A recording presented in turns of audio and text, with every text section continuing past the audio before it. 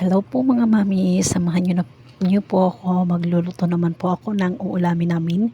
Ito po yung chicken halang-halang, kung familiar po kayo nito. Alam ko pong familiar kayo nito kasi um, common naman sa atin nung ganitong klaseng luto.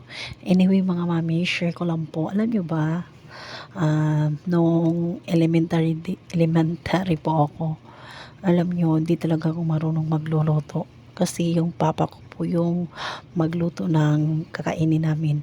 At tsaka po broken family po pala kami. Tapos si papa lang po yung naging nanay at tatay sa amin. Siya lang po naghahanda ng pagkain sa amin. Pero alam nyo, naging matured ako. Kasi walang nagtuturo sa akin magluto ha, pero ewan ko. Bigla ko na lang natutunan kung paano magluto.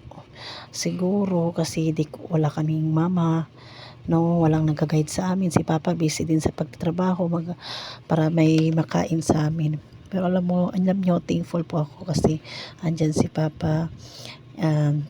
Hindi niya po kami iniwan at masaya po ako na naging papa siya at proud po ako kasi sobrang mahal po kami. Siya po yung naging nanay at tatay po